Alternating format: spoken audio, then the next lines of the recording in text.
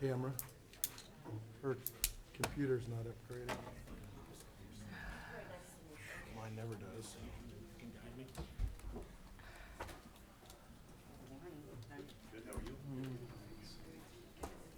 It's not refreshing. Yes, and I turned it off and on. And I did that.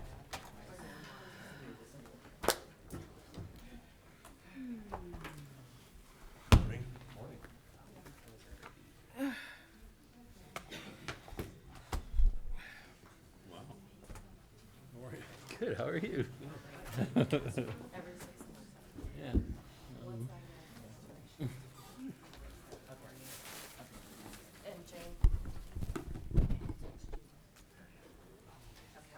You got my back, right? Mine's doing the same thing. Tamara, Yeah. I'm sorry, it won't pull up today. It's because we have to update our passwords. I did that. No, apparently Gear's out of town or Sorry. Canada. See, Did you pull it up, you mean? Yep. So what do I do? Go to really? city, go to But okay. Safari. Okay. Wait a minute, here it is. Rob had it pulled up for me yesterday. Thank you. I'm so sorry. Does it work? Oh, thank you. You're welcome. And if you just go to cityofbradenton.com, it'll be right there in the middle of the menu. Don't go too far. He's No, not this is my system. Oh, okay. This is my iPad. I know I'm This gonna is be Rob's operator here. Yeah. noon meeting.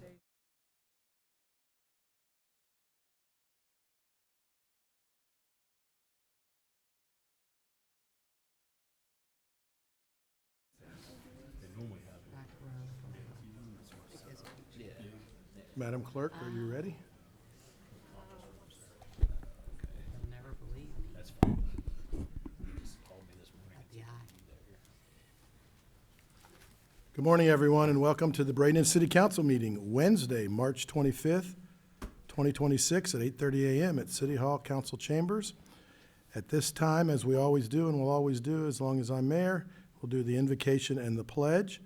And Father Mike Brady with Christ Episcopal Church will come forward and we'll do the invocation. And thank you for coming, Father. Good morning, all. Let's take a moment and put ourselves in the presence of God. Lord of the nations, grant your wisdom to our mayor and city council. Give them courage to apply that wisdom with integrity, clarity of purpose, and compassion. Let not the extremes of party politics or posturing blind those who govern or motivate those who oppose, so that we may all honor one another and seek the common good. Father, we pray for our city of Bradenton. Strengthen what is good within her and teach us to cherish it. Strengthen these, our leaders, and guide them to do what is best for the people, and give them the courage to argue for a future that will bring about the flourishing of our community. Lord Jesus, in your earthly life, you shared our toil and respected labor. Be present with those where they work. Make those who carry on the industry and commerce of this community responsive to your will, and give us all a pride in what we do and a just return for our labor. Kindle in every heart the true love of peace, and guide with your wisdom those who take counsel for the nations of the earth, that in tranquility your dominion may increase until the world is filled with the knowledge of your love. Help us all to renew our commitment to one another, so that in our daily lives we may bear one another's burdens and rejoice to share one another's joys. And at this moment, Lord, we ask you to watch over those who work, watch, or weep this day. Give your angels charge over those who sleep. Protect all who serve our community and law enforcement and first responders. Cover them with your presence, guard them in their duties, and give them hearts of compassion to ensure the safety and well-being of everyone they encounter. Tend the sick, Lord Christ. Give rest to the weary, bless the dying, soothe the suffering, pity the afflicted, and shield the joyful. We pray this in the name of your blessed Son, our Savior, Jesus Christ, who lives and reigns with you in the Holy Spirit, one God, now and forever. Amen. Amen. Thank you, Father. Join us in the pledge. I pledge allegiance to the flag of the United States of America and to the republic for which it stands, one nation, under God, indivisible, with liberty and justice for all.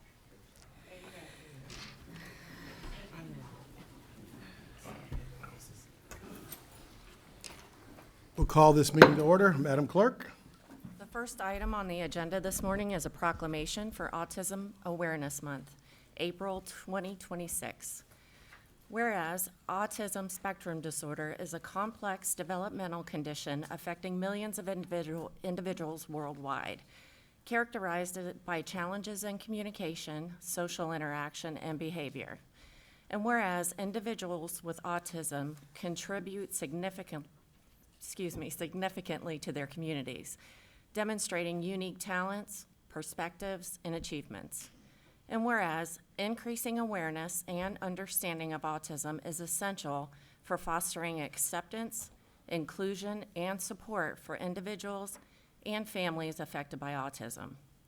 And whereas the month of April is dedicated to promoting autism awareness and encouraging action to address the needs and rights of individuals with autism. And whereas organizations, advocates, and communities work tirelessly to provide resources, education, and support for individuals and families affected by autism. Now therefore be it resolved that I, Jean Brown, as mayor of the city of Bradenton, Florida, do hereby proclaim April 2026 as Autism Awareness Month and encourage all citizens to join in spreading awareness, showing support, and fostering a society that embraces diversity and inclusion. Signed, Jean Brown, Mayor. Thank you. And who do we have accepting this today?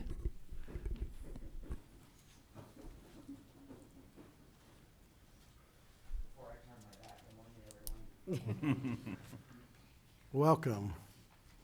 Good morning. Morning. I have notes because I tend to ramble. Good morning. My name is Margie Headland. We are here on behalf of Responding to Autism. Responding to Autism is a Florida nonprofit made up of my amazing family. This is my husband, Martin. He's 36 years retired from law enforcement. This is the reason, the heart and soul, we do what we do. This is Martin and Dalton. They are 19 years old, and they were both diagnosed with autism when they were 2.5.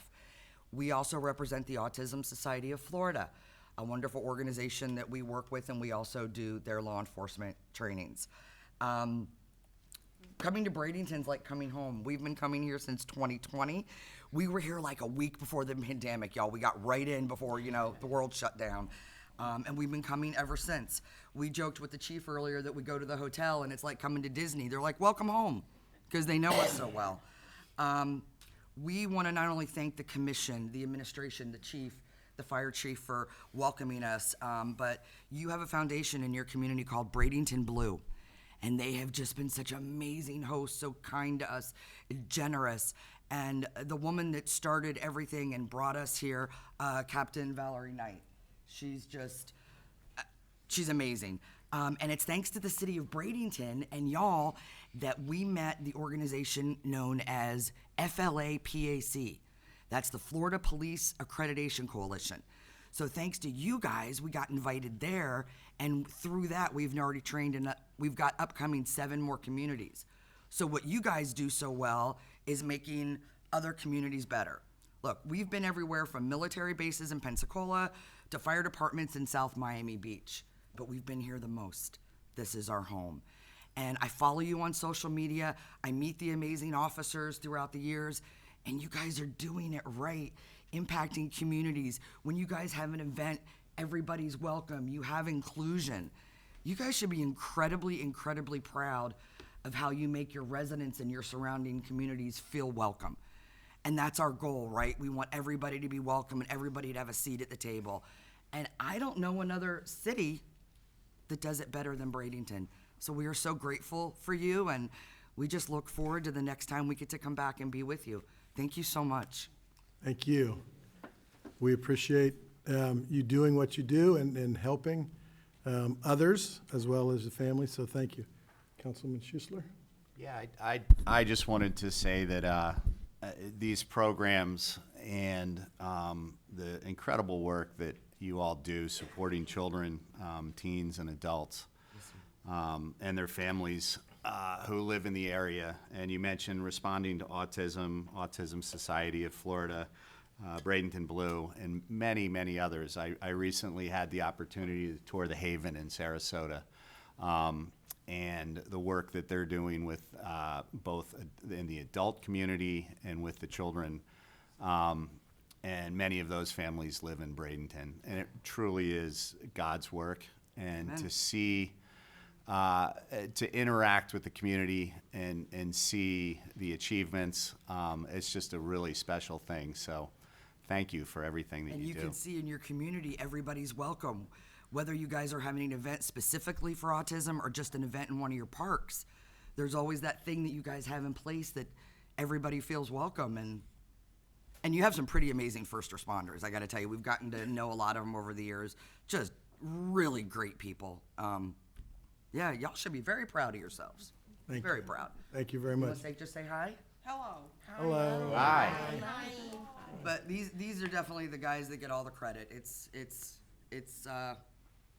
It's because of them, for them, and we're incredibly proud. Thank you so So much. can we get a picture? You guys I turn would around and we'll love a stand up picture, here behind you. yes. All right? Get Stand up. everybody. You guys, seems to work better. We can see everybody. It's okay, Pat, because there's no. I'll just scooch in. I know. There's a big crowd that I need to box. Sure. Yep. Get them all up. Especially Miss Manager Knight. Manager Knight.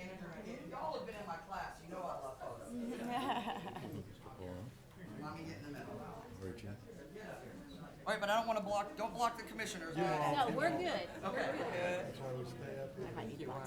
Squeeze in a little bit. Turn sideways. Are you sure? Yep, turn sideways. I'm close. I think where this is the shorter view. That's okay. Don't worry. We're good. Yeah. We can look like each other. Squeeze in, everybody. Squeeze in. Gotta go that way. They're never gonna get you here. They're never gonna get you here. It's okay.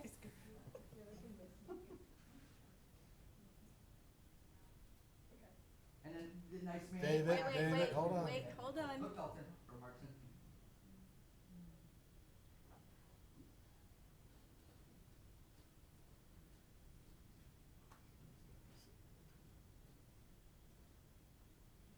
Thank you, everybody. God bless you guys. Thank you for everything. We'll see you soon. Have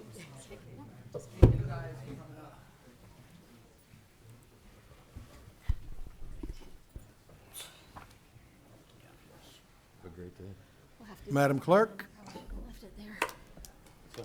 Our next proclamation is for Sexual Assault Awareness Day, April 8th, 2026. Whereas the theme of this year's No Voice Unheard event is See My Strength, to bring light to support and hope available to survivors.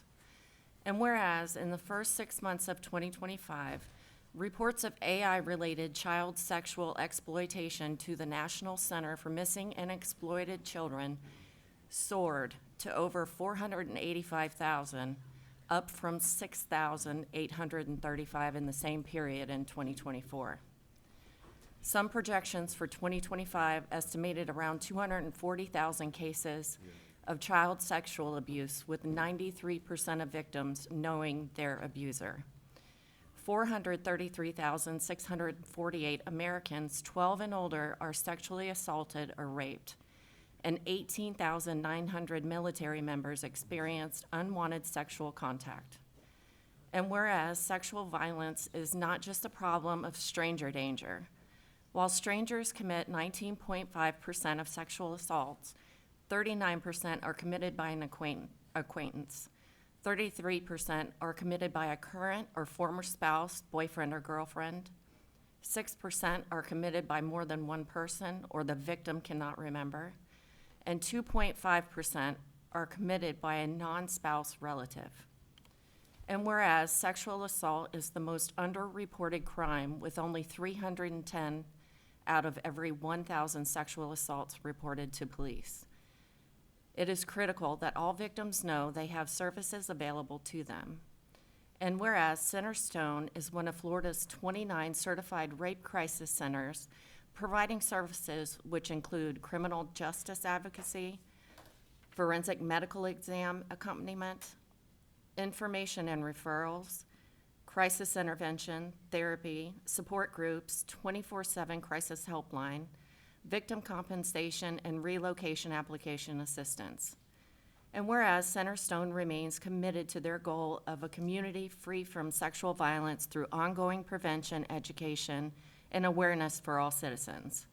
Now therefore be it resolved that I, Jean Brown, as mayor of the city of Bradenton, Florida, do hereby proclaim April 8th, 2026 as Sexual Assault Awareness Day in Bradenton. Signed, Jean Brown, Mayor. Thank you. Who do we have coming forward, everybody?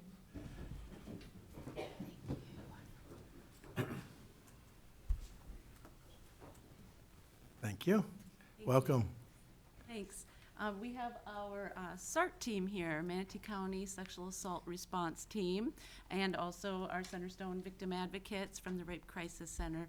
One of our core services we have to provide is facilitating a sexual assault response team for the county we serve. And we are very grateful for Bradenton, City of Bradenton, their police department, who has representation on our SART team. We also have Manatee Memorial Hospital here, Manatee County Sheriff's Office advocates, Manatee Memorial Hospital, Selah Freedom, and we do have other participants on our SART team, but today is our usual monthly meeting, and so we have our meeting here.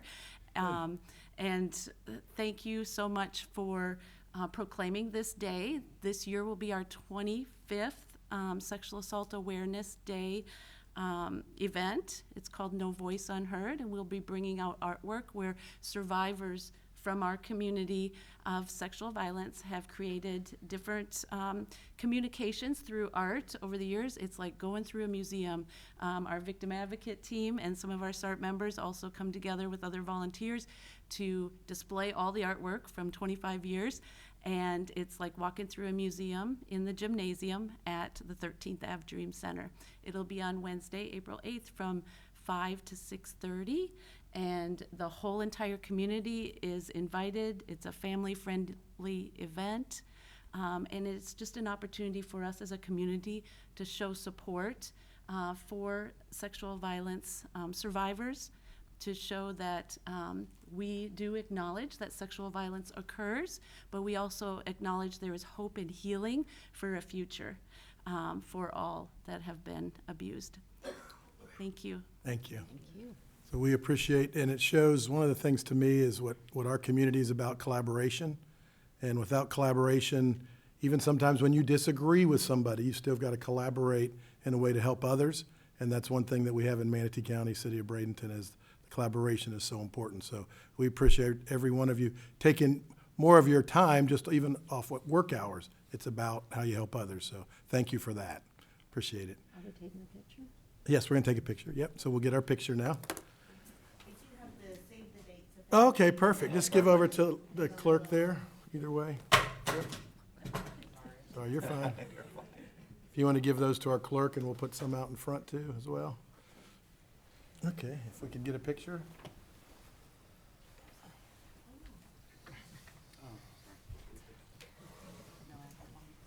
You want to get in the middle and hold the proclamation open?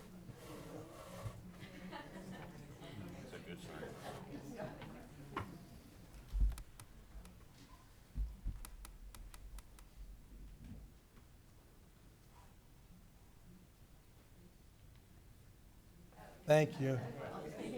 Appreciate all your effort and work. Yeah.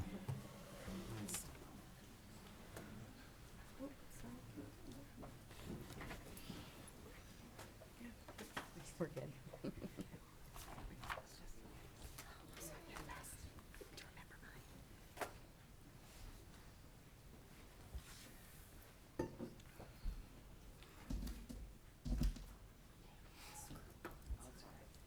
Madam Clerk. The next item on the agenda is citizen comment. All right. At this time, we'll have citizen comment. It will be accepted during the citizen comment portion of the meeting on any non-agenda item, agenda items, future agenda items, or topic of relevance to the city. Comments will be accepted on the public hearings at the appropriate time. At this time, I only have two citizen comment. First is Cecilia Hernandez, and please state your name and city of residence, and you'll have 3 minutes. And then next will be Annie Rossini.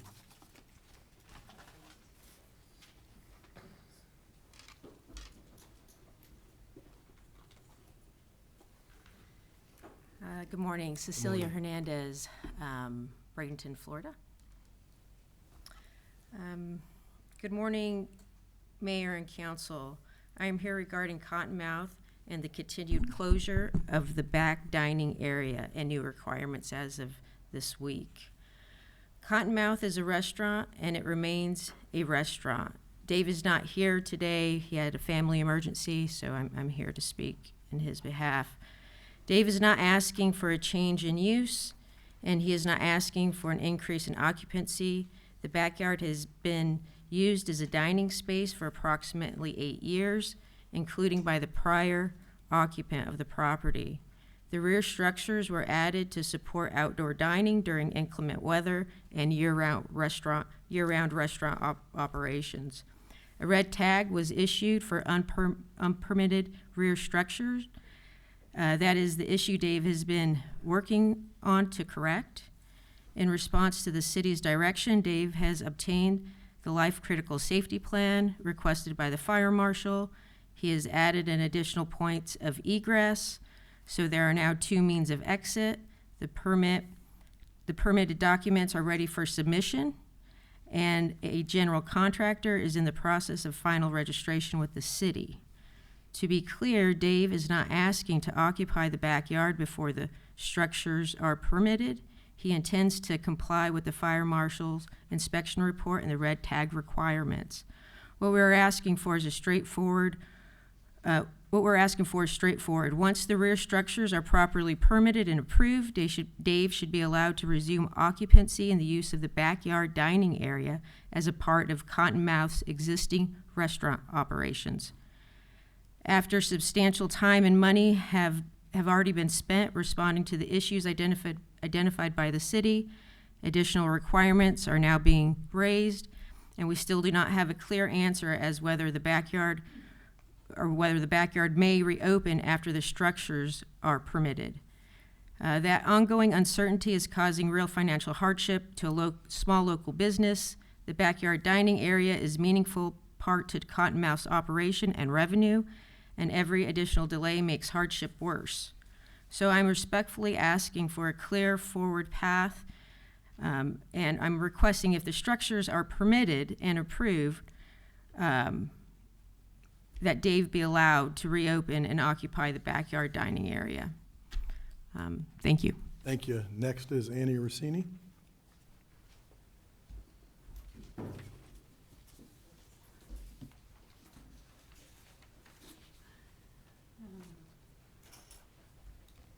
Good morning. Good morning, Annie Rossini, Village of the Arts. As you know, I've been in the village now, just ending my 27th year. Hard to believe, scary really. I'm here also to talk about David and a situation that's arisen since we were here last in January, I think 28th. David is still having music in the Village of the Arts a couple of days a week, usually Friday, Saturday. We've moved all the big music to Flamingo Bay, as I think you already know. I know a couple of you have, at least one of you has already visited down there. And we're happy to share that experience with them and get them off the ground, and it's working out really well. Music in the Village of the Arts, there's many places that you can go for music in the Village of the Arts, but this one place, Cottonmouth, is every time there's music, the neighbors are still calling the police. So we have 3 cop cars come every single time there's music. I don't care if it's bluegrass or if it's the blues or country or, any kind of music. 2 people, 3 people. We don't usually have more than 3 people there anymore because we've moved our big groups to Flamingo Bay. This is disconcerting to our customers, and literally tables of patrons have actually gotten up and left their tables. These days, we're in a climate in America where law enforcement showing up in mass can be very intimidating and scary to people. And we literally have lost people. They have gotten up from their tables and left. Because, mind you, only 2 police cars can actually fit in front of that little tiny place. And there are 3, so it really feels like you're surrounded. It's bizarre. Sunday brunch, and I just wanted to note that we're just having music 6:30 to 8:30 or 7 till 9 on Fridays and Saturdays, sometimes on a Thursday. Sunday brunch was at 11 o'clock every Sunday for many, many years. And as you know, the yoga place was closed down for many years since March 13th of 2020. And they've wanted to restart their business, changing the name, et cetera. And so David has accommodated them by changing his brunch time from the usual 11 o'clock for the last 5.5 years to now 12:30 because Preston Whaley has a private student that he wants to have there from 11 o'clock until 12 o'clock every Sunday. But as you know, here in this room, Carrie, his wife, Carrie, oh gosh, what's her last name? President, thank you. She has told us that she will not ever compromise in any way. That has not been our way in the Village of the Arts for the last 27 years. We all have managed to do this. There are 6 other businesses, I said, that are restaurants, and some of those have music. Everyone's doing fine everywhere else. It's just in this little tiny corner of the Village of the Arts. Additionally, I would say that Carrie has told me personally that under no circumstances will she stop calling the police and stop trying to close down Cottonmouth. Thank you very much. Thank you for your time. This time, I have no other citizen comment, so I'll close citizen comment and then ask Ms. Singer. The email we got, of course, has responses from you and Mr. DeLong, and then obviously we got the fire marshal here. So is there any comments you want to make now, or you want to just get with them and try to Yeah, we'll keep continue moving? to work with them. I think our main concern, fire safety, ADA access, and any kind of sanitation adjustments that need to be made in terms of the occupancy and the number of bathrooms that they need to have. That's mainly what we're trying to get worked out. I think right now we're disputing whether or not we could have them go in front of our DRC because everybody's in the room and we can get a lot of things adjusted. And their contention is that they've already been using the back area for seating area for the restaurant. So we're working with the fire marshal to iron out some of the last issues. I think they're going private provider on the actual structures, so those won't be subject to city review. Okay. All right. And Mayor? Yes, sir. I've spoken with Ms. Singer about this. She's requested that they come in and talk to DRC about these issues. And my observations, and they're only my personal observations, is that this council has been very gratuitous on this issue. And I think it's important that these folks have to come in and work through the fire inspector because of the fire protection, fire danger situations, work through the building department because of health, community, and building safety. And that's really where that has to start. I would just urge basically all of us to make sure we have a consistent direction that should be the case. And I believe Ms. Singer's staff has also utterly accommodated everything they can within the various codes and provisions and ordinances and rules of the city. And I thank you for doing that on behalf of this one entity when you have so many other entities in the city. I have Vice Mayor Coker and then Councilwoman Barnaby. Yes. Ms. Singer, thank you. During COVID, there were a lot of, and I don't know how we accommodated all the restaurants to allow them to have the outdoor space. And I don't know if I've seen, in fact, just this week, I noticed that there are still quite a few restaurants that still have the same thing left over from COVID, which I think is great. I mean, that's why we're here in Florida, to enjoy the outdoors and everything. So, I mean, to keep a level playing field with everybody, I don't know if we need to readdress what we allowed during COVID or, but just not to make it harder now just because we're out of that pandemic. I just want to make sure we have an even playing field for everybody. Okay. Thank you. Ms. Barnaby. Thank you, Mr. Mayor. Ms. Singer, doesn't every business doing any kind of work, whatever you want to, however you want to describe it, everybody comes through and goes through the process meeting with the, I'm sorry, DRC, yeah, DRC. Development Review Committee. yeah. Okay, because, and I know that I've had people contact me about wanting to open a business in the city at a specific address or what have you. And I've recommended that they talk with your staff, and your staff tells them, even before they open a business, to come in and let's look at the facility that you're talking about using to see if it's doable, if it's compatible, what are you gonna be required to do to bring it up to code? And this is not just something for Mr. Shiplett. This is something that we've asked just about every business that is doing any kind of coming into compliance or possibly expanding, or whatever the terminology is that you want to use. We ask them, is that not correct? That is correct. Yeah, change of use almost always goes through the DRC.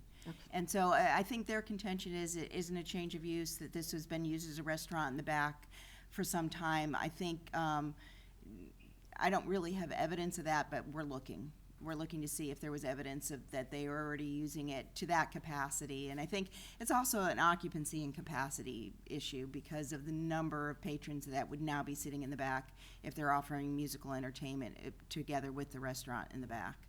So it's more tables at greater capacity, and that takes on some other issues, so. Right.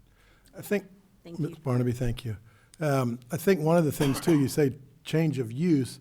We had a little thing called Milton that came through here that really adjusted what he could do back there because of the big tree being taken down. When they had the big tree, it was probably 20% of the back area. So that's something that, I don't know how we look at that, but that, probably needs to be factored in because of national disaster. Yeah. Yeah, so, all right. Well, I appreciate it. Thank you, and we'll keep working, obviously. Thank you for the comment. At this time, I will move on. Madam Clerk? Item 6 is the consent agenda, and I'd like to note that item 6A is going to be pulled today and brought back to you at a later date. So staff has requested approval of items B through R. Mr. Perry? Mayor, I've had the opportunity to speak with council about the consent agenda and to address any questions or concerns that individual councilors may have expressed. There's just a couple of items that I'd like to maybe expound on a little bit. Items B and C, which are our fire unions contracts, the agreements with the Suncoast Professional Firefighters Paramedics International Association within items B and C. With us today is Mr. Huffman from the local IAAF as the representative of our local, and Mr. Salvatore, who is a member and the vice president of Florida Professional Firefighters and a former Bradenton firefighter, as most of you know. It's so good to have that type of expertise and connection in working with these contracts. I think it's been really important. We have a protracted, or rather lengthy negotiation session, and these guys do really good for their memberships. The two memberships that they represent is the rank and file, which consists of about 70 firefighters, and then the supervisory unit, which consists of about 5. Those are the two contracts before you.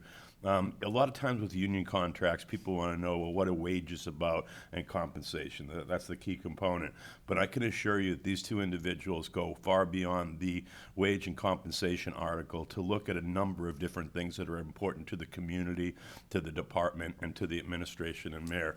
In this particular case, we look at various staffing platforms that bring about the best fire services delivery, protection for the firefighters themselves as it relates to personnel. We had provisions for professional development, and we also have provisions for training related there too.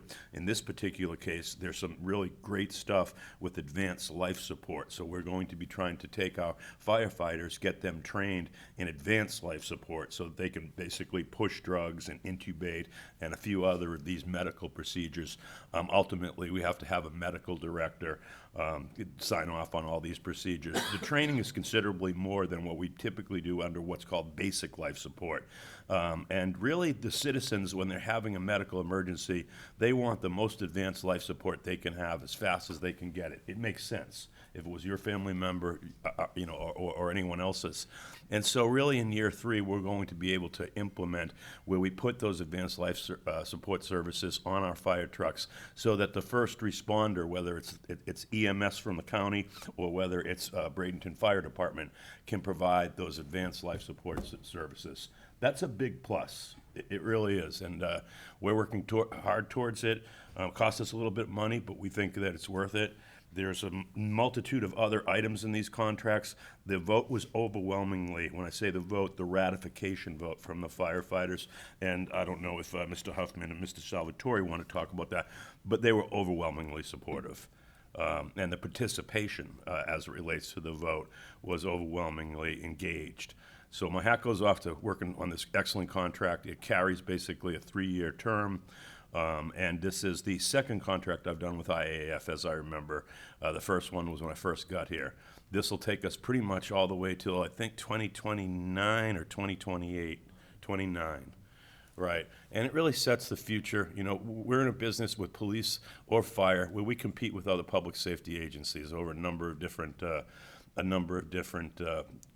kind of levels that deal with compensation and equipment and a whole host of other things and everything. And we think this does help us, really match up comparatively with our surrounding fire districts. And there's challenges. Those fire districts are independently funded through a special tax for the fire district, whereas a municipal department such as ours has to be basically drawn out of general fund. And when you look at the general fund, between the fire and the police, it represents about 65% of the general fund. And so these are tricky things to do. We work with really pros, and my hat goes off to them. My thanks goes out to them. Thank you, Mr. Perry. Any other questions, or Chair will entertain a motion for consent agenda with A being pulled? Well, I'll make the motion that we approve the consent agenda from B through R, and then we can And do Mayor, there's just discussion. one more Let's get the motion. then we Yes, go sir. discussion. Yes, sir. Okay, we have a motion by Ms. Barnaby with B through R, second by Vice Mayor Coker. Ms. Barnaby, did you have any further comment? No, Okay. I'm good. All right, yeah. Mr. Schussler had his. Yeah, okay. I just wanted to comment really quickly and thank Mr. Perry and Mr. Huffman. We've all had an opportunity to read through this contract, and I just wanted to, I think it's great work that was done in the environment, given the current tax environment and looking at what may happen with ad valorem. It's no small task, and so, just wanted to acknowledge a great job. Good.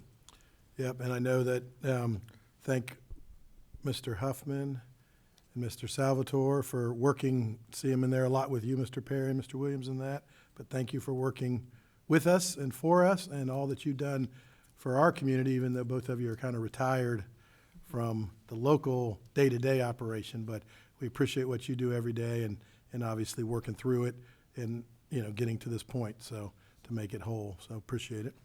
All right, hearing no further discussion, we'll start the vote. Mayor, Oh, I'm sorry. can I address one Yep, other let thing me on get to the Mrs. consent Moore agenda? first. I Yes, didn't see yes, that. sir. Well, I just wanted to also reiterate what Councilman Schussler just brought up, because I think it's a great educational opportunity for residents to hear that. I thought it was even more than 65% of our budget, but I'll need to confirm that. But it's being, as we talk about that kind of action, I feel like it's notable that we're able to step up services. And I want to point that out to people, that we're able to actually increase the value of our services. Perfect, thank you. Mr. Perry. Just briefly on item 6R, which is basically the Kingston Estate water main improvements, and I want to just quickly talk about this particular project. And we have, of course, Fire Marshal Chris Melzer, who's here in lieu of Chief Gear, and Deputy Chief Kennedy, who's out kind of at other things today. But this particular item before you, I want to really talk briefly about the project itself. It's about 3,500 linear feet, or 3/4 of a mile, of really piping that needs to be replaced in the Kingston Estate area. The Kingston Estate area is one of the most critical areas for fire protection, where we believe that there has not been, that there's been aged infrastructure that is insufficient to fully service the area according to today's modernized standards. We're replacing a 2-inch aluminum pipe with an 8-inch basically pipe. There's problems with the cross-section and failure in the piping system. And we work closely with this is in Ward 5, with Councilwoman Coachman to ensure that this area receives adequate fire protection. The nature of the area itself is fairly combustible when you look at other areas, right? That probably was developed a little bit later and less density and the like. So we were looking at various areas as far as how to put together our CIP plan for fire protection for the next 10 years. And with the help and expertise of the fire marshal and the public works people, this was designated as the most critical. And if Fire Marshal Melzer wants to go a little bit further on that, that's fine.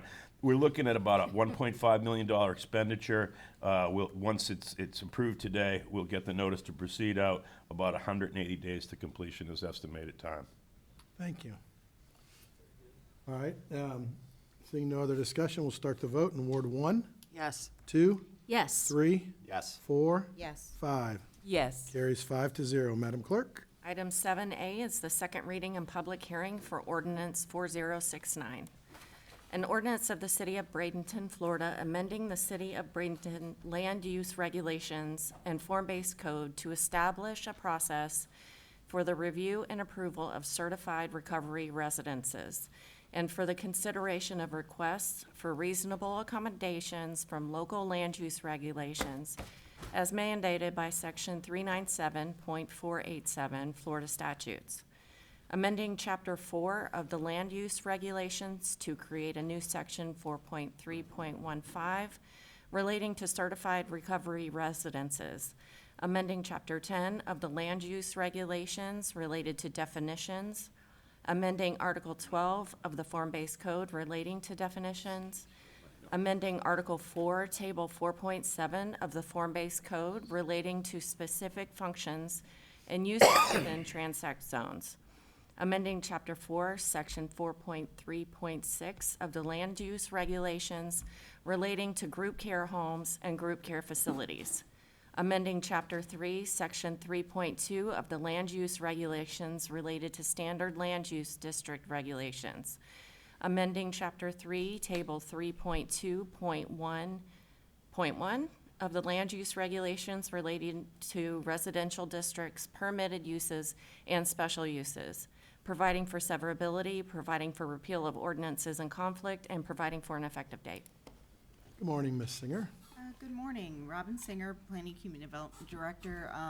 This is an ordinance to incorporate recovery residences, certified recovery residences into our code in accordance with what the state currently requires. This will define recovery residences and reasonable accommodation, amend the definitions for group care homes and group care facilities to include certified recovery residences, provide for group care homes and group care facilities in the form-based code. It currently doesn't address that use. Classify recovery residences as group care home or group care facility, and establish a procedure for applying for a reasonable accommodation as a recovery residence, including appeals and revocation.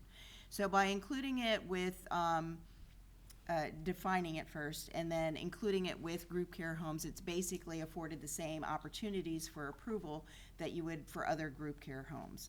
And other group care homes might be adult congregate living facilities, and it might be other kinds of care facilities, nursing homes, and the like. And so this just prevents us from being discriminatory in our practices and approval process. So first of all, it defines it, and then it also provides for a reasonable accommodation. Now, we already have approval process for other kinds of group care homes and group care facilities, and so this will be afforded those same opportunities for approval. But where that doesn't afford them the opportunity for approval and they want to dispute that, they will have a reasonable accommodation process that they will need to follow. And so the definition of group care homes, we already had in the definition in the land use regulation recovery homes. We're just replacing that with a certified recovery homes as defined by the statutes. And why is that important? That is important because it is a regulated facility. as opposed to something that wasn't really defined or regulated under the code. And then my reason for asking that question is because if I live next door to a house and that happens to that house, what, if there's issues, what would be the avenue to take care of those issues?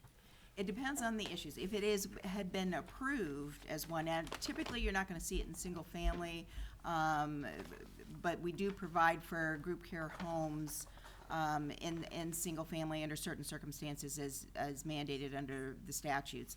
But if you do see one coming in, there is a process for approval, just like there would be for any other. And that may be a local process, or it may be a state certification process, and we're in cases where they would be allowed by right. And so the only districts that I believe we allow by right would be our P professional district and our industrial district. So in most cases, you're gonna see them go through a special use process or the reasonable accommodation process. Thank you.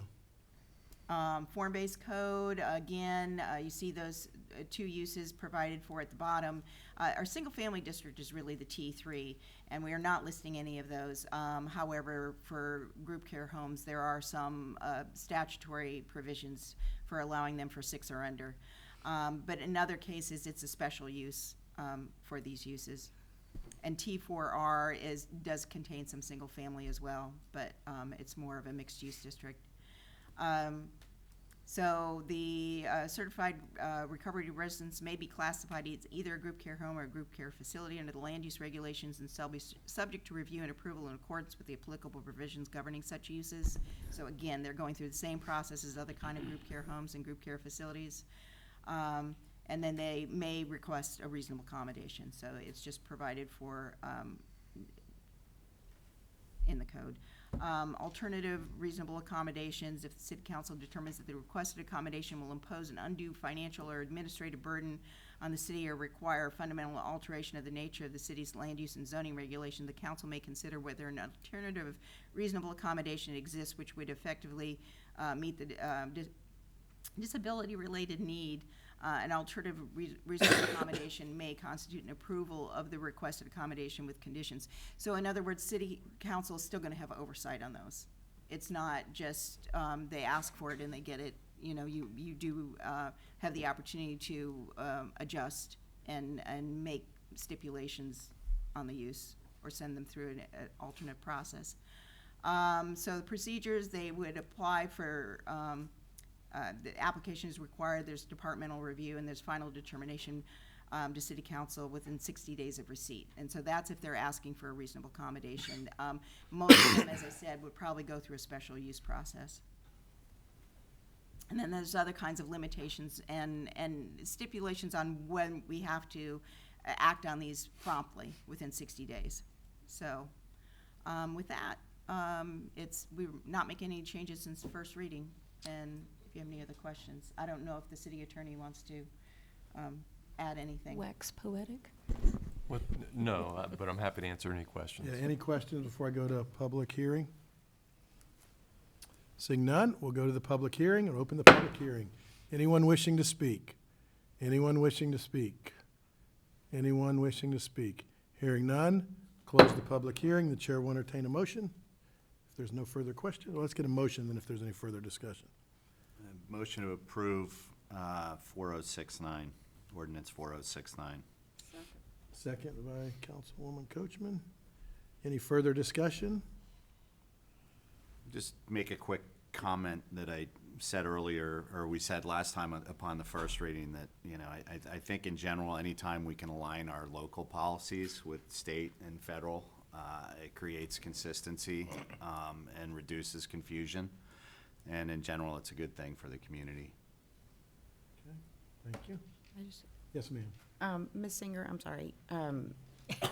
After the chart, those notes after the chart are just general. I'm sorry, I'm on page, well, I'm on. Are you on the actual ordinance? Yes. After the first chart, the notes after that chart, I think it's on page 7 of my packet. Yes, if you go down just a little bit more, I think. Yes, right here. So are these just generally speaking, these are notes regarding the entire chart, not specifically this Yes. one? So just to be clear, approval of a certified recovery residence home or, group home or facility doesn't then prohibit other adjacent or in the vicinity property owners from selling alcoholic beverages or anything like that. That's not meant to speak specifically to this. No. So this doesn't affect adjacent And property I owners. just want to make sure I'm looking at the right. Are you talking about in the, that's addressed in 1 through 5? Yes, Where are you seeing that? it's, I saw it's just basically 1 through 5, like, I think that Oh, it's, I think it means oh, that yeah, these are that's just notes to the one. whole chart. Yeah. So I just want to make sure, I don't dispute the ordinance, but I want to make sure I understand the consequences of it. Yeah, that's, basically, it's a footnote to the chart, and I'm not sure where. Okay, so what it's is addressed. general, Yeah. it's not applicable specifically to this use. Right, if I could, Mr. Mayor, if you look at the numbered notes there, the only language that's being added is 5 that's Okay. underlined. The rest of those notes are all existing. Okay. Thank you. Thank you. All right, hearing no further discussion, we'll start the vote in Ward 2, Yes. 3, Yes. 4, Yes. 5, Yes. and 1. Yes. Carries 5-0. Thank you, Ms. Singer. Madam Clerk? Item 8A is the contract for purchase and sale for 1108 Second Street West. Mr. Perry? Mayor, Council, item 8A, that contract for purchase or sale is basically a surplus property that was designated as potential for affordable housing. It's a fairly modest residential lot that is slightly west of First Street. It's on Second Street. And it had been in our inventory for quite some time.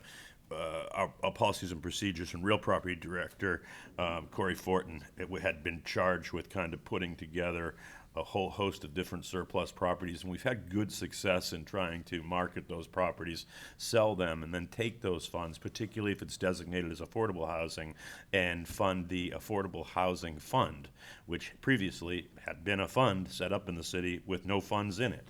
And so as we sell these properties, the funds, the money is returned to that fund and can be used for programmatic and affordable housing development. This particular property, again, is a modest residential lot, vacant. It was sold under the contract for $52,000. I think it was advertised at $55,000. I forget what the appraisal was, but it was pretty close to that number, as I remember. There's no inspection required. It's an as-is sale, and it gives us the opportunity to bring in cash for the Affordable Housing Fund and try to look at what we can do with that to assist in that particular undertaking and get these surplus properties that the city's holding with no particular intended use or benefit to the city off our books. That's kind of the short and long of it. Councilwoman Barnaby? Thank you. Mr. Perry or Ms. Fortin, whoever wants to answer this. We have these surplus properties listed on our website, correct? Yes, ma'am. And this property's been listed on that website Ms. since, Thornton? for Over 3 3 years. Okay, thank you so much. And I'm just going to, Mr. Perry, if you can just kind of give for the public a little bit of what we've changed a little bit to make these, and get these properties sold, because we've had this now come up a Right. couple times with some properties that were derelict properties, and even probably could have been in some disrepair after the hurricanes that, and we're getting good market value for them now. Yes, sir. Because why? We really changed the process of how we market and advertise and really dispose of the properties, solicit interest, and then dispose of them. And a lot of these properties have been on the city's property rolls for quite some time. They had been previously advertised, consistent with Councilwoman Barnaby's point, for multiple years, and we really didn't get much interest at all, or if we did, we got, sub-fire sale offers, like, $100 for yeah, I mean, some of them were kind of ridiculous, in my opinion. But what we did do was we enlisted the help of the Urban Group, which is a specialty group. They've worked with the county in their acquisitions of properties for different types of projects that the county was doing. And so their appraisal skills are good. We have all the properties appraised. We've been coming in very, very close or at appraisal and sometimes even over appraisal. And we've been getting a lot of interest. A lot of these properties are very unique. Sometimes it's dimensionally unique to the extent of they're narrow or not deep enough or too wide, or you need assemblage of a property nearby. So I think that's kind of the problem in some of the cases. You know, they're not what you would call probably premier development opportunities and the like.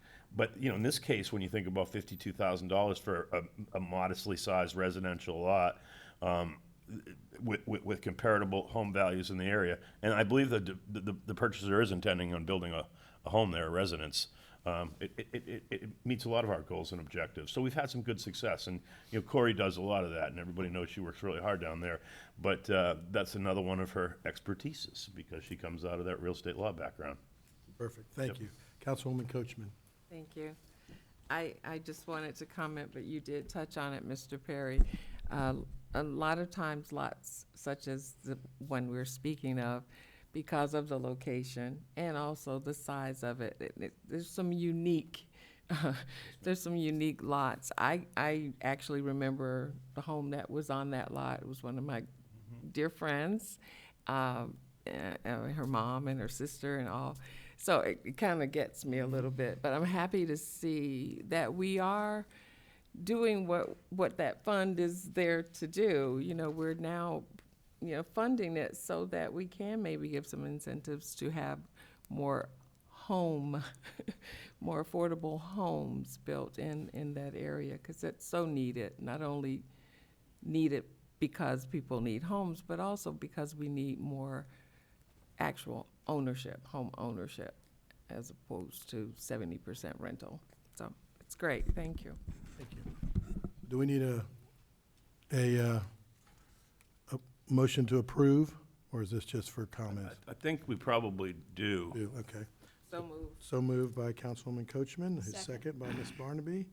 Councilwoman Barnaby. Any other discussion? Hearing none, we'll start the vote in Ward 3, Yes. 4, Yes. 5, Yes. 1, Yes. 2. Yes. Approved 5-0. Mr. Perry, or I guess you got another on the, Yep, under item 8B, which is the city administration's request for approval to solicit a tax-exempt revolving line of credit for utility bridge financing purposes. This is a project that was kind of brought to us by some of our consultants that, both from the finance side and from the construction side, felt that because we are in the process of doing a multitude of different projects that have various different reimbursement sources, that we would need basically gap or bridge financing capacity, commonly known as a line of credit. I asked Mr. Williams and his team from finance with Heidi and David Lindsay and a host of other folks with the city that has that type of expertise to take a look at that. They contacted Julie Santa Marie, who is our financial consultant, that said typically what happens is we go to the banking industry, you're a municipal borrower for short-term credit, and you would be tax exempt on these projects, so you get a preferable interest rate as well. We took a number at $10 million. We looked at a couple different variety options, but we thought $10 million is probably pretty reasonable for the number of projects we have, the type of projects, and the typical funding.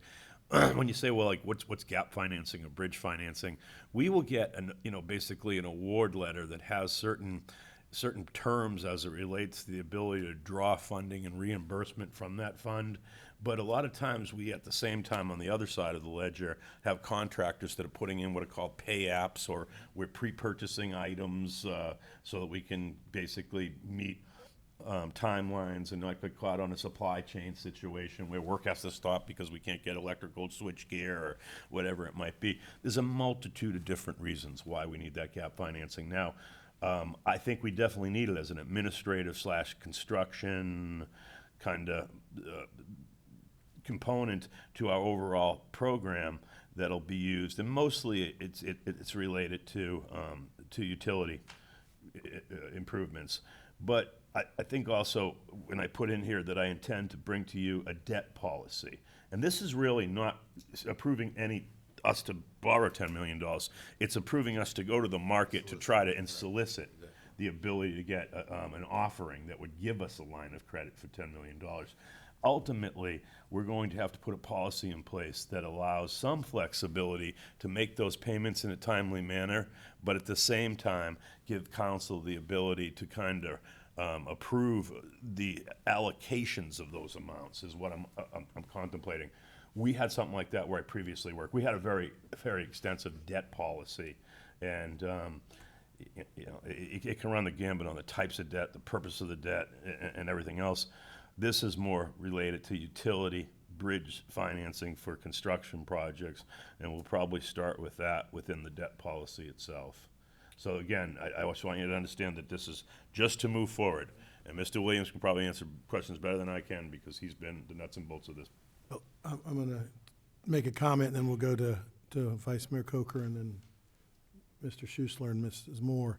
One of the things that I think that we're all very fiscally responsible up here, and one of the things with us getting and moving forward with so many projects that we don't want to miss anything because we don't have that financial support behind us.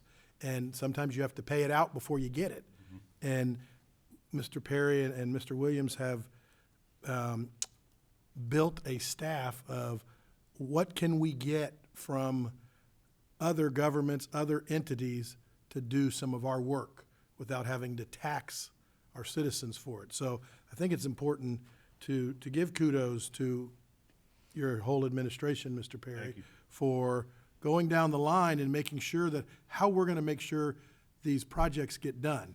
And I mean, one that probably is the most public is over in Mrs. Moore's ward and getting it done. And one of the things with the grant, there was some timing issues that if we didn't do it, we would lose the grant. But coming up with ways to pre-purchase, to pre-get things. And now it's fully under construction, and now it'll be the neighborhood construction. So those are the type of things that I think this really shows fiscal responsibility to make sure we are facing and fixing what we have, but also having the financial means to get it done. So, Mr. Perry, you want to comment on that anymore before? No, I think it's a really good point, that you need agility. I think that's probably the best term to use, is some agility to do it, particularly when you have multiple projects. And you gave a great example of Lift Station 13 and 3. I mean, I don't think it was 18 months ago that some of the neighbors and folks were saying, this is not going to happen timely, and a whole host of other types of things. And when you look at it, I think this week, temporary Lift Station 13 went live completely on its own. It took out of service probably one of the most failed, compromised pieces of infrastructure, perhaps in Manatee County, let alone the city of Bradenton. And I think, kudos to Councilwoman. She said, I never thought I'd say this about a lift station, but it's beautiful. Yeah. And I like that. I thought that was cute. And of course, we're working on 3, but 3 is a good example that you pointed out. And that's the type of agility we need. It's just the perfect example of it. Yep. Thank you. And we put internal controls in place, I assure you. Yep. That's important. Yep. Vice Mayor Coker. Yes, I think you got a great team here at the city and very fiscally, the flexibility, I think, is definitely paying off for all of us. But you discussed putting together a policy, and I think that's a good idea because we don't know who's going to be sitting in all the seats down the road, and we wouldn't want to get put into a bad position either. So ma'am. is that something that a lot of other municipalities have in Florida? I know you said you had it in Albuquerque, but I think that it's a really good question. I think the detail of that policy deals with maybe the size and the sophistication of the government. Mm-hmm. I would imagine the county has a pretty good debt policy. I haven't looked at theirs, and I'm going to start by seeing what's out there off the shelf comparatively. Mm-hmm. I'm familiar with the one out west and everything, at least the generics of it from a long time ago. But really, I think to answer your question, some do and some don't. And I think the larger ones and more sophisticated municipalities do because they have to. And for the very reasons you said, it isn't about one particular administration or one particular individual or one particular council. It's good policy to have guidelines that transcend time and provide fiscal and financial responsible accountability and oversight. So, I don't think anybody would argue with that. Right. Thank you. Thank you. Councilman Schuessler. Yeah, I just wanted to say that I think that, you know, this specific issue is about cash flows. And I think that it is a good thing. I had a chance to talk to Mr. Perry in depth about this, and, you know, my experience mainly on the corporate side, albeit different, is somewhat similar in that I agree with what Jane said, that a debt policy, if I understand it correctly, and we spoke about this previously, the city was pay as you go. And an issue came up. Well, we're in a much different time with everything that you look before us infrastructure-wise. So, you know, when we looked at these sort of things on the corporate side, we would build bond ladders of different credit ratings, maturities, interest rates. And this to me is very, very similar, and I think it's prudent. It's a, you know, a debt policy. I look forward to seeing it. We are in a different time. I think it makes things clear and transparent. And that is what I have to say about the matter. Thank you. Councilwoman Moore. I have one question, but we did talk about it at length, and I also think that agility, that's a good way to put it, is necessary for the scope and magnitude of projects that we're dealing with right now. I think it's notable that we can try to obtain a product that has the interest and costs forgivable. So the public might be interested in hearing that. Yes, ma'am. That's what we're hoping for. So to the extent that we're borrowing and to the point of being fiscally conservative, I think that would definitely be my preference.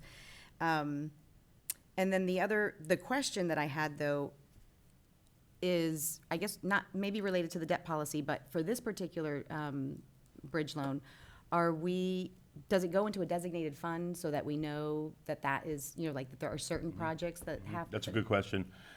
It will, and we'll have to set up the accounting for that, frankly. That's more of an accounting issue that you're referring to, and it's a really good question, because you want to segregate those types of funds so that when you take money out or borrow money, when you get the money back, it goes back into the fund. And the accounting of that, we'll have to study a little bit, frankly. But right now, remember, what it's about is going to the market, this request before us. Yep. And I think one of the biggest things is everybody said, is this is setting us up to succeed.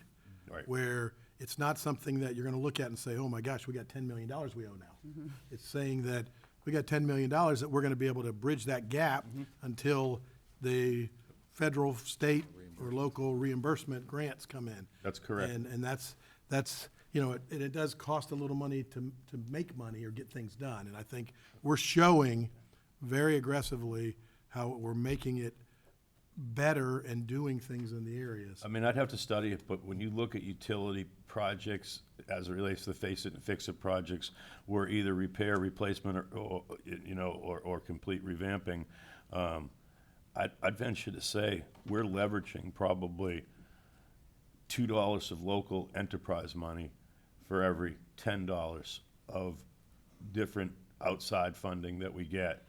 Whenever you can build something that costs $100 million and you only have to use our taxpayer or ratepayer, in this case, funding for 20, it's a pretty good deal. And it's really the only way a local government can get ahead of the game, because you can't rate your way out of this.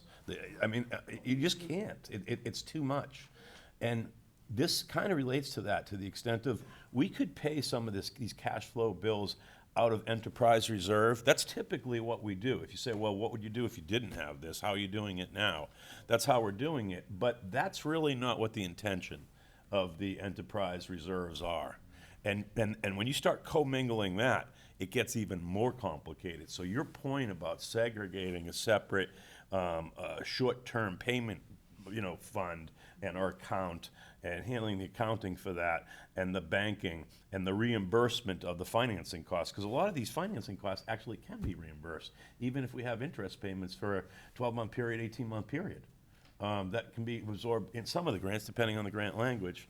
Well, Yeah. I think you made a great point there. These are short-term fixes. Right. We're gonna try to get it done, fix it in 12 to 18 months, and then reimburse the The line of credit. closeout. I mean, Yeah. what we do is when we close out the grant, we should have a full accounting, and it will include, financing costs and request for reimbursement of financing if it's an eligible recompensation. Yeah. Mrs. Moore. Well, I was just going to follow up on that and say that, I think that these type of investments in those projects and moving those projects along goes a long way towards the kind of economic redevelopment that we're hoping to see as well. I think to some extent, and this is like bigger picture than the actual specific matter before us, but I think when we really tackle those harder, larger projects and make those investments, then the private sector it makes it a little easier, even just for the smaller businesses, like the cottonmouths of the situation, even for them to put themselves out there and try to start a business, open a business in an area. I think that when the city is really committed to making these kind of investments in the larger scale infrastructure, it makes it a little easier for those businesses to take that risk. Mr. Schuessler. And Mr. Perry, you touched on it and mentioned it. I just wanted to, because it was unclear to me yesterday when we talk about a revolver, the fact that, and it says it right in here, that the interest in the financing may be reimbursable down the line. So that was unclear to me yesterday, and I just wanted to reiterate that point. Yes, sir. That, that is a benefit that if we do this for cash flow purposes to get the project off the ground, that when the grants come through, is that correct? That's correct. Okay. And the payment eligibility. I mean, every grant has a grant agreement, and sometimes they follow very stringent regulatory guidelines, and sometimes they're just unique to that grant. State direct appropriations are considerably different than some of the federal pass-through grants that we get through the state DEP and the like, if you look at components of that. Yeah. Thank All you. right, so the chair will entertain a motion, Ms. Moore. One more quick thing I almost forgot to say, which is that in our conversation, we talked about how this is actually related to the thing that we're going to talk about next, which is that it was suggested in the strategic plan that we're going to talk about next. So again, just pointing out that it's all related. Motion to approve? Yes, Mr. I will Moore? approve, yes. Motion to Second? approve. Second. All right, Mr. Schuessler. We've had extensive discussion and great discussion. We'll start the vote in Ward 4. Yes. 5, Yes. 1, Yes. 2, Yes. 3. Yes. Carries 5-0. Mr. Perry. Item C, which is adoption of by the city of Bradenton of the 5-year wastewater utility fiscal initiative plan, which, as a highlight, points out about $160 million to be spent in the fiscal years ahead through 2030. So, you got that 5-year plan, and it's guidance. It's not a commitment to it. What you're basically doing is saying that we received the plan and you're adopting it and accepting the plan. The plan was prepared by Woodard and Curran. I think it's very detailed as it relates to trying to identify the prioritized needs specifically and only to and exclusively thereto wastewater. It does not include drinking water. It does not include stormwater or otherwise. And so when you think about it, that's 160 for just that. Well, how much is the rest of it, Rob? I mean, and we're working on that, frankly. Yeah. The good news is that when you look at the funding we have received thus far, and really some of the stuff that is on wait list from the SA, which is Special Appropriations H&M, Helene and Milton, we are in probably the premier spot of all those folks that are waiting for additional funds on top of the 54 we received. The city of Bradenton was outlined specifically by DEP and SRF in their evaluations of the projects themselves, our ability to do the projects, the need for the projects, the environmental benefits of those projects as the number one municipal entity. Really getting waitlisted on that for $259 million more. And really how that works is that they will look at what was awarded thus far and whether people have been able and had complied with the preliminary grant submission requirements, and some will and some won't. And the ones that won't, it'll go back into a pot, and then that money be reallocated as well next year. And so we are at $259 million. The next closest entity was $145 million. The one after that was 110, and no others were over 100 million. I think there was a total of about 17 folks waitlisted. That being said, and how it relates to this particular adoption, is that I think if we keep doing the things we're doing, we'll be able to continue to get the assistance of other folks and the investment and confidence of them in the work we're doing and the benefit it provides. At the end of the day, that translates to a huge fiscal, environmental, and quality of life benefit to our citizens. Well, Mr. Perry, you talk about quality of life, and we have a lot of things going on right now, and some of the things that, the city of Bradenton probably deserved in a way that to take care of some cleaning up our environment. And that's one of the things that was important to all of us up here as we've gone through, to try to make sure that our quality of life, especially our waterways, and the wastewater part of it is the most important in the waterways. And so I know we're looking at all avenues to make sure that we are doing the right things to get to the next step. And as we talked about, you can't rate your way out of it and you can't tax your way out of it. We are doing a great job, and kudos to this council. And again, kudos to the administration and all of the staff that's making sure that that's getting the opportunity to succeed. And so this resolution is probably one of the biggest ones that I think in the Face It and Fix It is in the moment. Mr. Mayor, Yes, ma'am. I'd like to move for approval of Resolution 2630. Is there anything else we need to do legal-wise with that, or just that's, okay. So we've got a motion by Ms. Barnaby, second by Ms. Coker. Any further discussion? I just have a comment to make. Yes, sir. When you look at this number, this 160 million, 159, 600,000, it's a big number, 2026 to 2030. And I had a chance to discuss this with Mr. Perry yesterday. I just wanted to, let folks know that are listening to this that it does include improvement and maintenance. It's not just one and done. It does improve ongoing maintenance and looking at the Woodard and Cohen, plan. So I just wanted to point that out. All right, we've had discussion. We'll start the vote in Ward 5.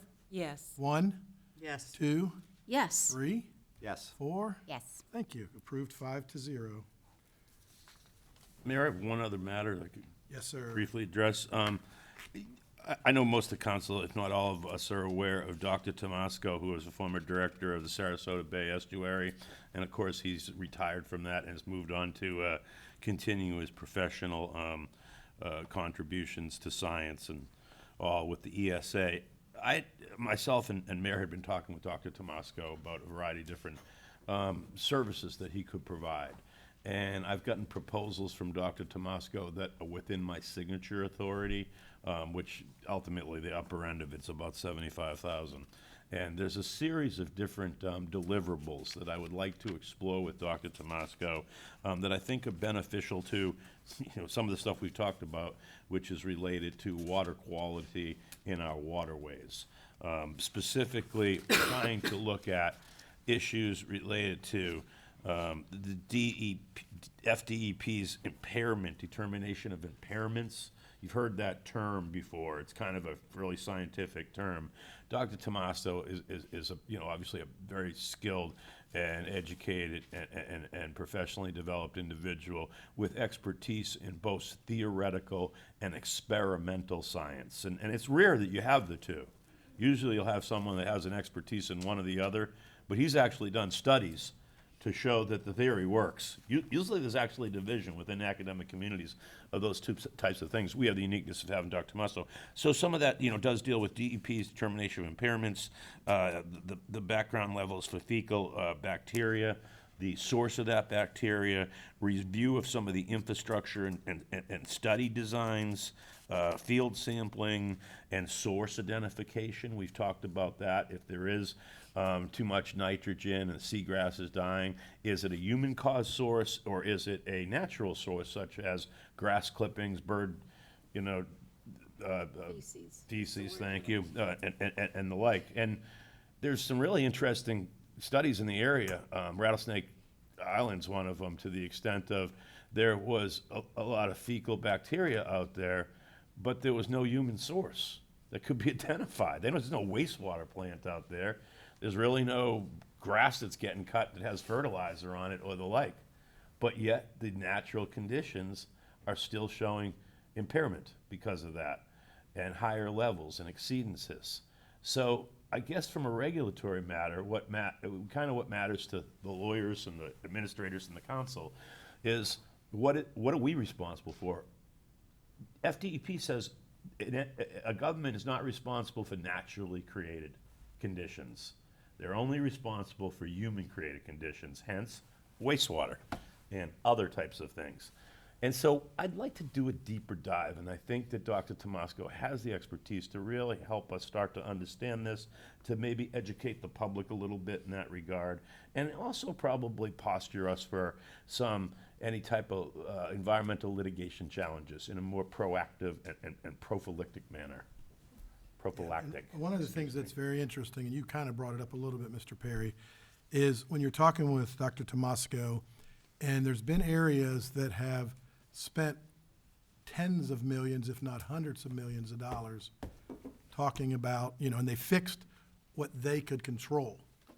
And the levels are still pretty much the same that they were before. So if we go, and then people are gonna say, well, why'd you waste all that money? But, you know, we had to fix it, but it's coming up with what we control and then also still trying to help others. And if you look at, you know, our biggest area is Manatee River and the Braden River. And we control what we can do there, but we don't control everything around it. Even some of our other municipalities are in those rivers. And so, you know, and we're finding that some of the levels that are coming up with the testing that's being done could have been like that for 100 years or before a lot of the things that are happening. So I think it's important to try to work with him and because if something's wrong, he'll tell us. He's not going to fluff it just to make it look good for the public. If we can do something better, we're going to try. So I'm anxious, I'm excited to try to face it and fix it with that part of it. So, Mrs. Moore. So is his, like, the engagement potentially is to study, not, I mean, because I feel like there's overlap with the Woodard Curran role in the wastewater improvements going forward and the strategic planning going forward with that. So he's basically going to do some, like a scientific study of the quality of those two waterways? Some of it will involve actual field studies, collection of samples and specimens, and some of it won't.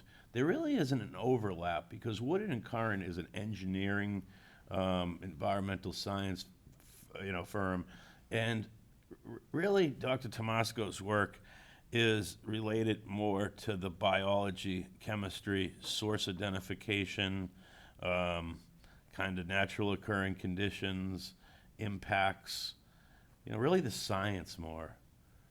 I haven't met anybody at Woodard and Curran that has a PhD in any hard science.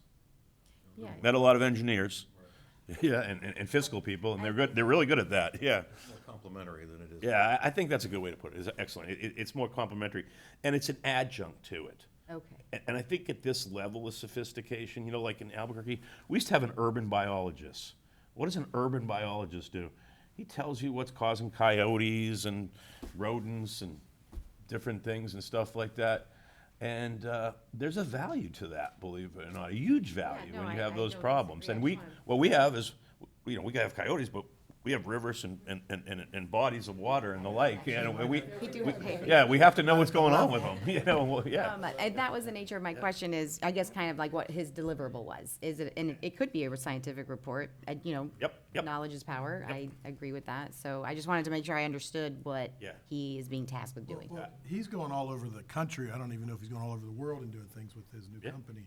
But the benefit we have is he knows our area. Yeah. And I think that's worth it. And I mean, and even going through some of the things we're going through, he's gonna be able to help us and even maybe save us some money.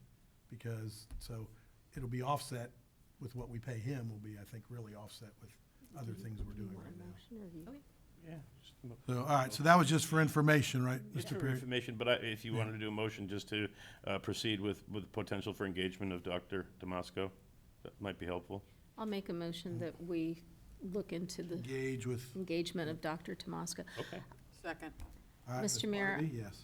I think this is very important to do, because if you all think back and you remember, I can't remember, several weeks ago, almost a month, maybe more, we had an unusual but a pretty heavy rainstorm when we hadn't had any for a while.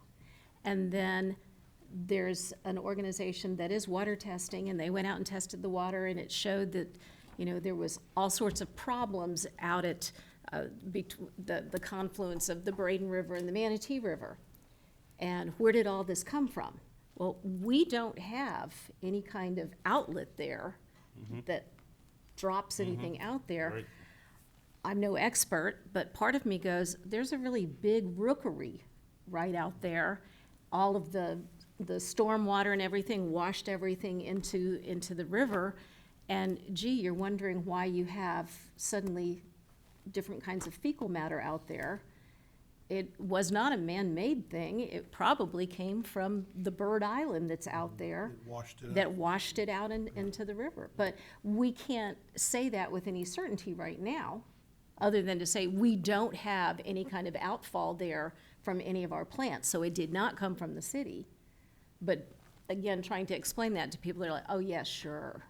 Well, Then a week later, it was right back to lower numbers. right. So, you know, there had to be some kind of natural situation that caused that. But again, until you have an expert to say, To help us with it. right, All right, so anything else? well, are we gonna vote? Yeah, we're gonna, that's what I was Oh, saying. okay, Anything okay. else before the vote? All right, we'll start the vote in Ward 1, Yes. 2, Yes.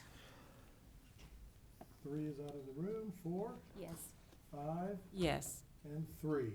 Yes. Carries 5-0. Thank you. All right, Madam Clerk, Mr. Perry, are you, everything done? All right, thank Nothing you. further, Mayor. Um, Thank you, Council. I'm gonna go to 11 right now, and you have something to tell us on that? Yes, sir. That item is going to be pulled and brought forward at a later date. Okay. All right, so we'll go to council reports, starting Ward 1.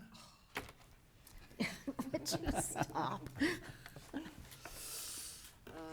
Actually, I really don't have much to report. I'm gonna have to Good, pass. this. okay. Yeah. Ward 2? Well, I'm trying to think right now, because I was not making notes. Everybody had hopefully a very nice spring break. School is back in session. All I'm gonna, and this goes for anywhere throughout the city, please obey the speed limits. Please don't. It's really funny. It's for thee and not for me. It's like you speed when you're in a hurry, but you don't want anybody else speeding through your neighborhood. So we seem to have a real problem right now with people perhaps not planning ahead as well as they should have. So encourage you to do that. Thank you, Mr. Mayor. Thank you. Ward 3. Thank you, Mr. Mayor. BAMFest, Saturday, March 28th, from 11 to 7. I'm looking forward to a big turnout. And as Ms. Coachman likes to say Ward 5 is alive, but I would like to say, and steal her thing, and I almost said it without giving her credit, the arts are alive in Bradenton. Live music, art installations, food vendors, family activities should be a fun day. The other item that I wanted to mention is we all received the Bradenton Area EDC Corporation plan, and I was pleased to go over it and look at it and read through all the details. Thank you, Mr. Landenfeld, for bringing Elizabeth Cordes in to all of us and having us look at it. It is, oh, you haven't had yours yet. Okay. For those of us that had, my comment is, it's a comprehensive framework. Like any plan, I know it will continue to evolve and be tweaked and changed, but I was pleased to look through it. It's a solid framework, you know, intentional mixed-use neighborhoods, things we all, you know, one of the things we all need to understand are what I like to say, the amenities. We're blessed with the location that we have in Bradenton, but it's also about the lifestyle. So frictionless living, I like to call it.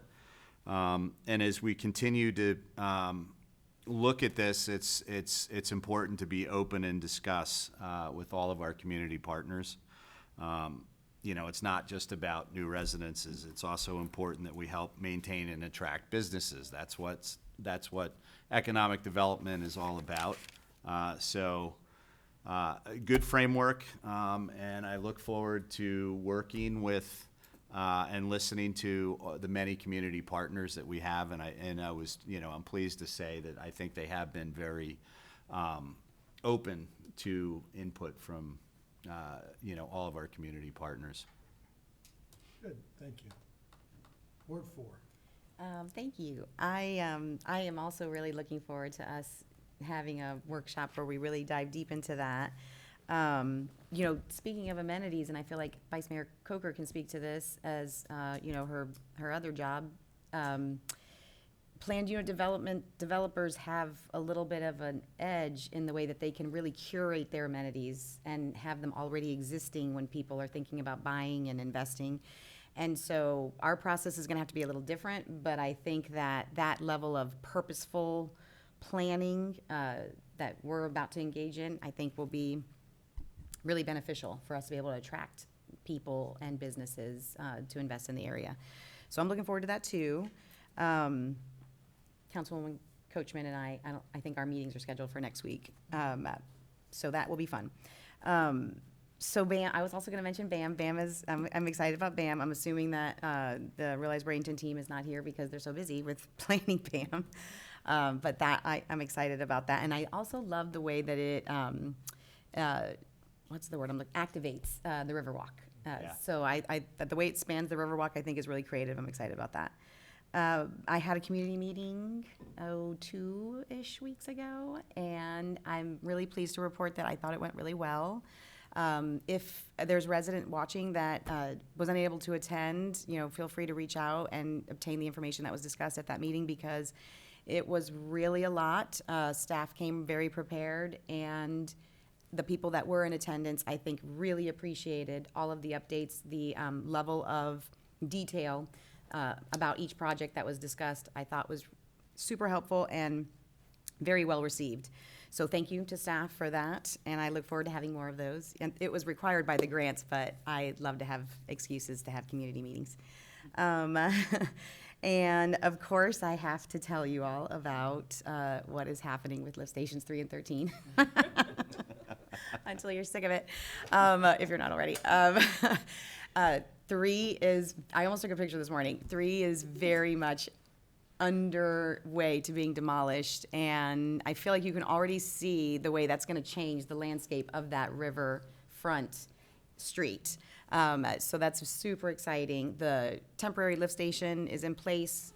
It looks very nice and neat. The construction, I think, went really well, and other than people telling me that it was loud sometimes, but that's to be expected, I think it's been well received with how it looks, and I have to say that Don DeMona I'm mispronouncing his name, but Don's response to the neighborhood has been just amazing.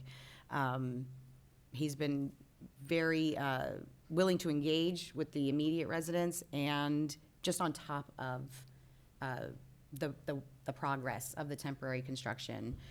When it was able to receive power from FPL, FPL was supposed to alert him, and they didn't. He actually just showed up and saw that there was a transformer there. And within 2 hours, he had trucks and everyone relocating the power from the generator to hooking up to FPL. So his management of the project has been really fabulous. And lift station 3 is very much underway, and also the demolition of, I can tell now because of the colors. The new one is blue, and the old one was green. And the blue one is there, and the green one is not visible to me anymore, so. I can't get back there, as it's appropriate that I'm not back there, but I can't actually see as well as I can see 13, but I can see that it's no longer visible, so that means it's being demolished. So I'm excited about that, obviously. And the last thing I'll mention is kind of on the heels of, I almost brought it up with the Dr. Tomasco conversation, but it seemed off topic. But to Mr. Perry's comment about, what's next, Rob, or how much is the drainage and the stormwater and the drinking water gonna cost us? I was really impressed with Woodard Currens. I think you guys already know that product I thought was really just very detailed and well-written and well thought out.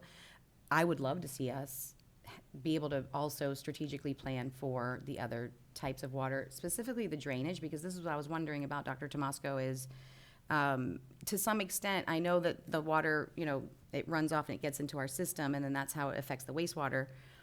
But is there something about drainage, and should we be looking at like drainage projects to also alleviate and make sure that the quality of the water is good? Well, we know that stormwater, when we had the 2024 storms, we had that 50 inches of rain almost, and we had that big rain of Debbie for Sarasota, Manatee County.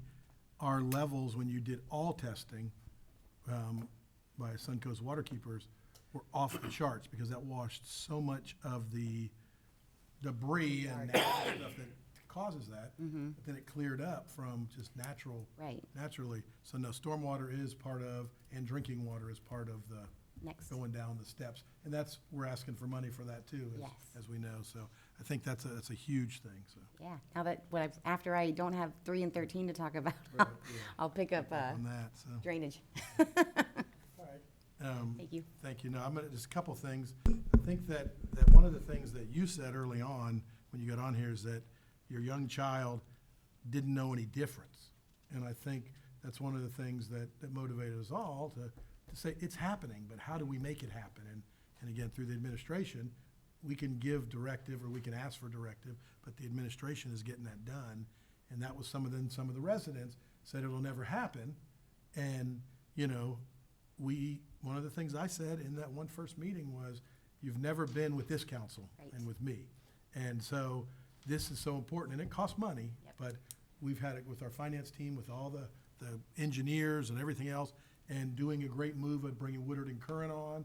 There may be some other ask in the future with Woodard and Curran, but they have showed and stepped up what we can do, what they can do with us in this community, not for today, but for generations to change it. So I think that's very important. If I could just respond. It is very true. When we were first talking about 3 and 13, and I have to thank council for putting up with me, basically, and hearing about it constantly. But when we first started to talk about it, there was, that was what I was hearing, honestly, was, a pocket of community that was not trusting us to do what we said we were going to do. And just my personal opinion, but I think it's coming into being realized, is the best way to get that trust, to earn it, is to do what we say we're gonna do. And here it is, it's actually happening. And I mean, I'm so excited, and I never thought I would say that they're beautiful, and I never thought I would be this excited, but it's happening. And so that's just, I mean, I feel good about the community and how they are feeling. And I feel good about the way, everyone seems to be supportive and hardworking and getting it done. There were some tough decisions that had to be made. Yeah. And through our administration and that, and sometimes you have to you know, I don't want to say go on faith, but sometimes you just have to make a decision to move on. And we did, and moving on in a positive way. We're setting it up to succeed. Glass is half full now instead of half empty, and that's what I hope the residents understand. So, thank you, Ms. Moore. Ward 5 is alive. Yes, it is.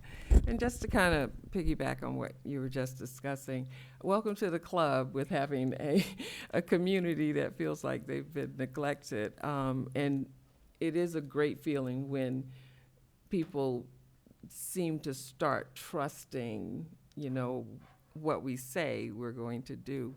And Ward 5 is seeing that as well. That's why I say Ward 5 is alive, because there are a lot of things that, you know, for quite some time needed attention. Kingston Estates, for one. And it's just great. It's just great because they're beginning to see it. Unfortunately, a lot of what we're doing is underground. But I always ask, I say, is it flooding as bad as it used to? And they go, no. I say, you know, voila. You know, so beginning to get that trust as well. I'm still getting it, though, about McDonald's, but okay, that's another meeting. CRA meeting. That's another meeting. Yeah, it's just definitely great. And I was going to make a mention about the Kingston Estate project, and so I did. It's a great thing. I am liaison with the Bradenton Housing Authority, and I'm glad to say that, you know, in the past, they may have had some staffing difficulties. With the new executive director, she's managing to actually have a full staff. It's just she has to train them all. And she hopes to be able to keep them, maintain them. And maybe there'll be another time I'll ask her to come and speak to us, to give us an update. Let's see. Councilwoman, just on that point, I sent a letter and support, Mayor signed it as well, for the renovation project. It's called a RAD grant. I think it's up to $40 million for Bradenton Village. Yeah. Those areas.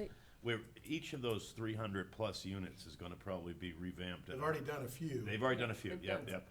For like $100,000. I mean, that's a pretty It's awesome. major Yeah. investment, yeah. A lot is going on. The Housing Authority is alive, that's for sure, thanks to that. And there's some other things she's probably going to be requesting of assistance. I talked to Ms. Taylor. Yeah, there you are. We spoke about some things, so it's a good collaboration, I guess. It's very good. I'm not going to talk a whole lot. I just want to reiterate how this city government, the people, not us, the people who are doing the thing, making the friendly city, every department that I've had to deal with in the last couple of weeks, prompt responses for assisting in the community. And that's Public Works, PD, Public Works, that kind of takes a whole lot of other departments. But everything is just going so well, and we have an excellent staff. Kudos that Fire has a contract that is competitive to what's around us, because it's hard for us to keep people that are of the quality that we want, and it's understandable. And I'm just glad that we were able to reach that bar. And I hope we can reach that bar for our other contracts as well, because not only is compensation a concern, also equipment and things that will assist in them doing what they have to do. And it takes a lot of money, but I get it, 65% of our fund goes to that, but public safety is quite worth it, that and more. So, and I'll stop right there. Ward 5 is alive. Perfect, that's a great saying. Just real quick for me, BAM Fest, excited about the second annual BAM Fest now, and it was really successful last year. Very community-based and really showing what can be done. I mean, BAM Fest, as we remember from Realize Bradenton, kind of replaced the Blues Fest because it just kind of had aged out, different things. But I think this brings a lot more people down to the award-winning Riverwalk. So, and that's something that you'll be hearing about in the near future about what projects will have to be done on the Riverwalk to update it, because we need to keep that. I think that's important with our Dover Coal study that was done, is really how we're engaging on all of that. Dover Coal, as you read through it and go through it, I think is going to be important to tie in to some projects that we already have. So, and they did, and there will be some deliverables, and it's kind of in a combination, but City Park is so important, how it energizes an area that will grow throughout the city. And we've talked about from that area, with City Park being important, but also 17th Avenue, 9th, going down to 13th to engage it, all the way over to 1st, to Tamiami Trail. I got that right, Mr. Burton, Tamiami Trail. To make sure, because we hear that 14th Street or 41, but for us, when it gets into ours, it's Tamiami Trail, to celebrate that all the way through downtown, through the Riverwalk area, and spread out all the way to Old Manatee.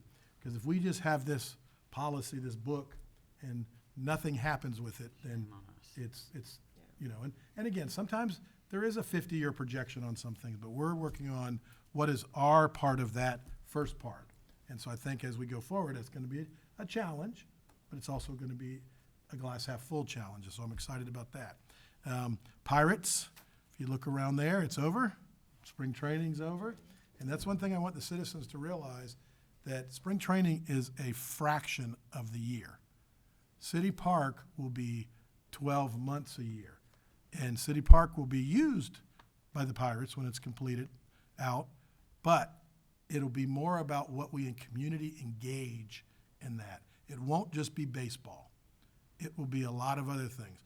Getting calls about a national cornhole tournament, and they want to be there. So that might be a perfect thing with our EDC to work through, and our TDC, which is Manatee County, but they work closely with us.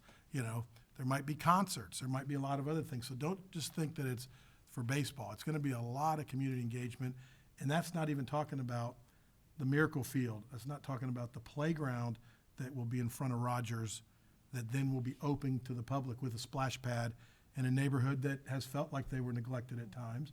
And this will be there. And then, oh, by the way, a community building that generationally will change opportunities for young people.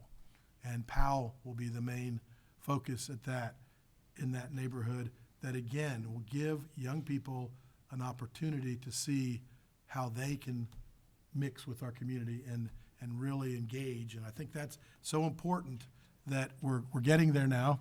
You see that the canvas shop is being torn down. I don't know if they finished yesterday or not, but they're getting close.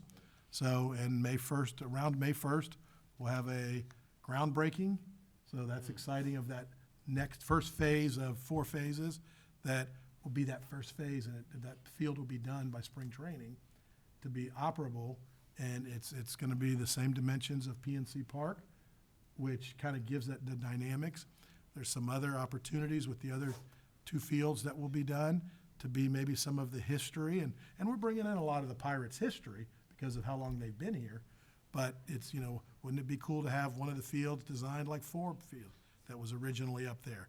And then the other field, like another field that was there. So just to bring that, and that's an economic development opportunity. So there's really opportunities to continue the growth that is just not for that area. Because when you go down 9th, we want to develop a walkable, the LECOM study was making it more walkable. And I know we were all involved in that. So opportunity, opportunity, opportunity, glass half full, and we're setting this city up to succeed. And I'm excited about that, and really proud of the council and all the staff of what's happening. So I'm done, and I see we have a group of people in here, and Ms. Ready to talk.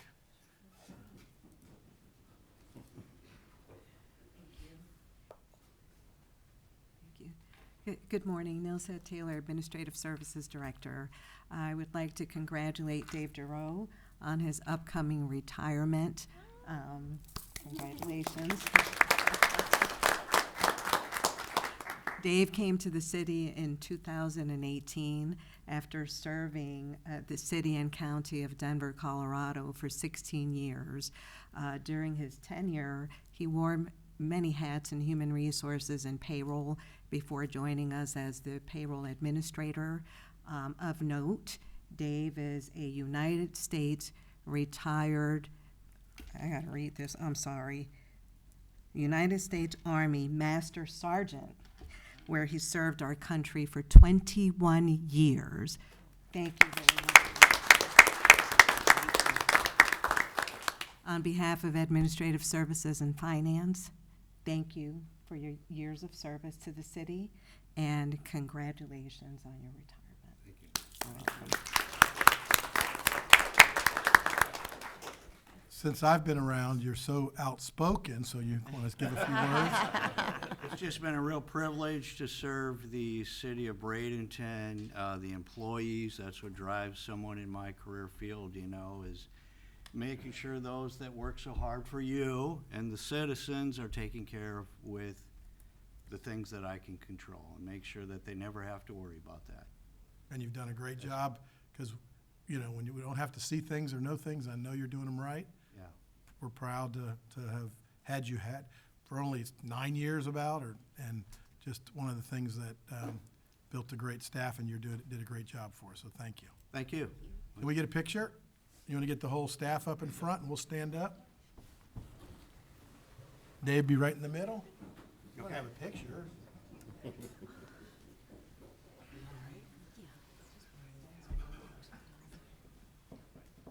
Lance. Lance? Yeah. No, you guys go ahead. Lance. Get. Get out there, Lance. Sir.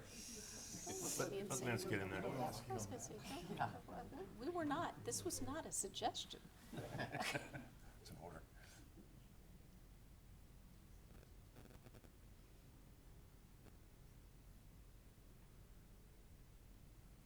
And definitely, thank you for your service. Yes, thank you. Appreciate that. Without people like you and serving our country, we wouldn't be where we are, so. Thank you, Dave. Thank you again. Appreciate it. Stay. I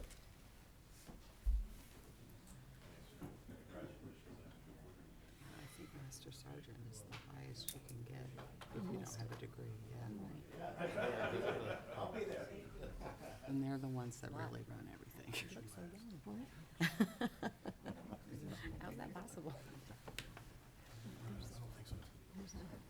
All right, any other department heads? All good? All right, Mrs. Barnaby. Well, today is a very auspicious occasion, because today is the day that probably changed humanity.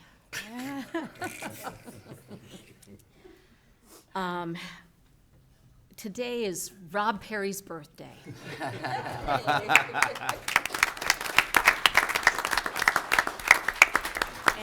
And I know, I have it on pretty good authority that when God made you, he looked and said, this ought to be fun. So the council has a little something for you. You know, we've made, Oh, my. it is a running shirt. That says, Oh, that's awesome. I run better than the government.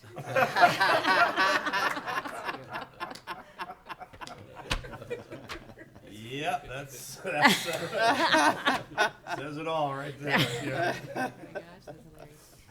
So, That's clever. sing happy birthday. We got to sing happy birthday. Oh, shall we sing happy birthday? Let's sing happy birthday.